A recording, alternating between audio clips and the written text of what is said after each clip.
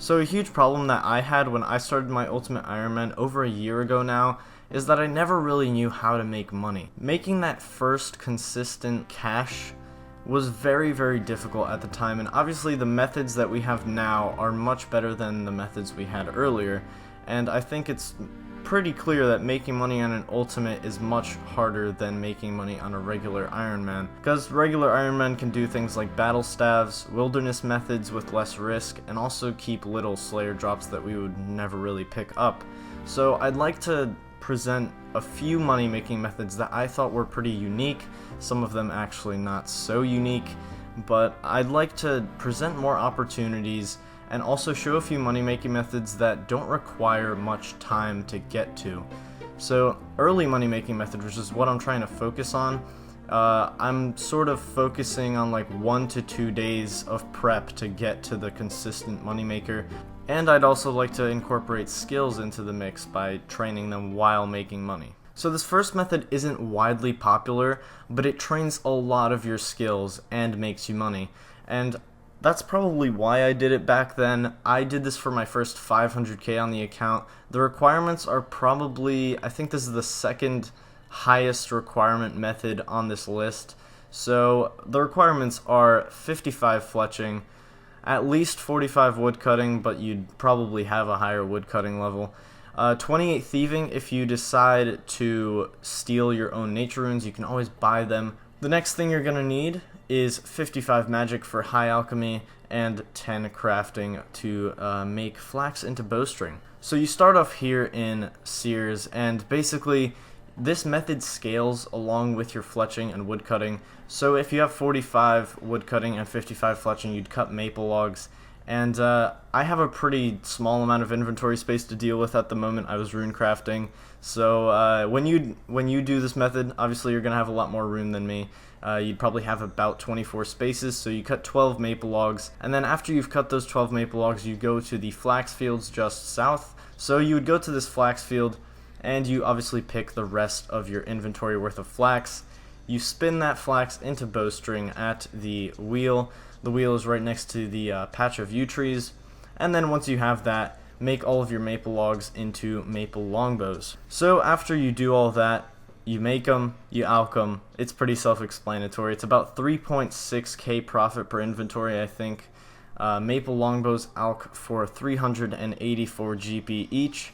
So the method, I think, comes around to about 50k GP an hour. But at the same time, you're training crafting, woodcutting, fletching, and thieving if you decide to thieve your own nats. So it's a pretty good method. Like I said, I did it for a lot of my early money, and it's one of the less known ones, I'd like to say. So the second method is a lot more known, and I know you probably already know what it is just from this first clip, but it's Puro-Puro.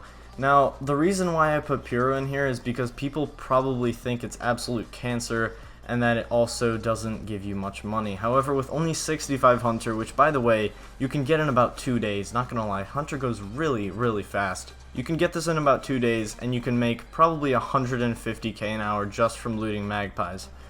Obviously, the GP per hour goes up with 74 and 83 Hunter, and you're gonna get glories if you go for 83 Hunter. So if you're early game and you're wondering what method to do, even if you decide to do one of the other methods, I'd still say come back to this one, because this can also get you early game power ammies, dragon daggers, rune square shields for magpies, and also your rune skimmy. You don't even have to camp fire giants. So if you want to camp those instead of fire giants, that's actually quite a good substitute. Also, things like nature implings and eclectics are really, really good if you want to camp medium clues or do any medium clues that you get while you're here. And also nature implings drop a lot of Raynar seeds and snapdragons and things like that.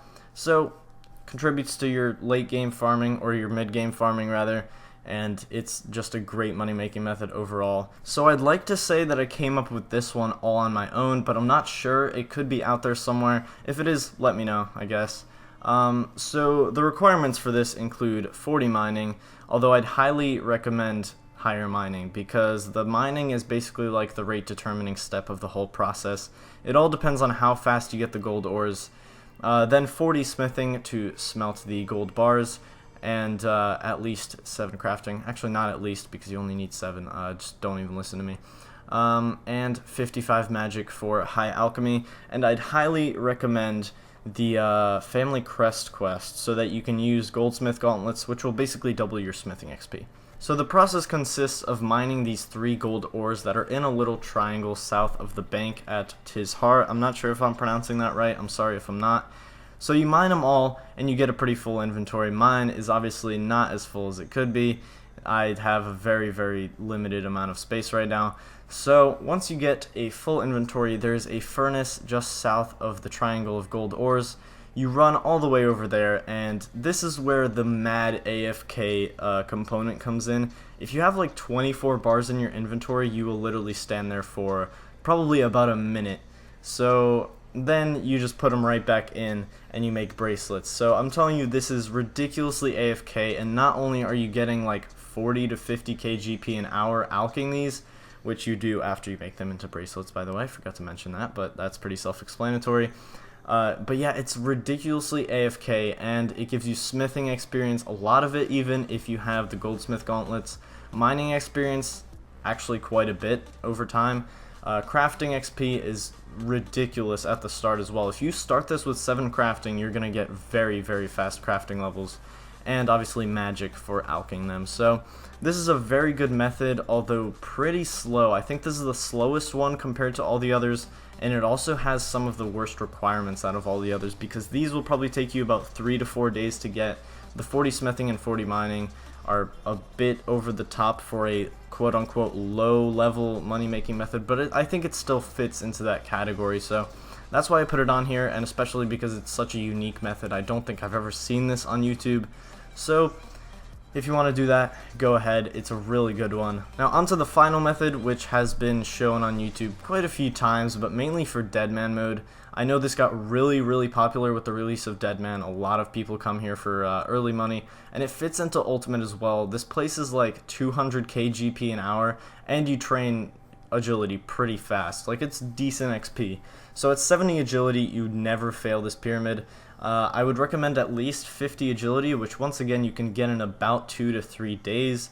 So it's a pretty easy requirement for a lower level money making method. You're going to need water skins as well when you come here. Once you have all that, do it. You know, you get the pyramid and you trade it into this guy for 10k. It's 10k a pyramid, and I believe you can get about 15 to 20 an hour. So this is a very fast money making method. So I'd rank it number 2 out of these 4. However, the benefits of the others obviously include the much more various skill set that you train. So obviously there are a lot more methods than the ones I mentioned. I personally made a lot of my money recently just by doing Arty Knights. I should be wearing full rogues right now, but I'm not, because I'm just doing a little demonstration.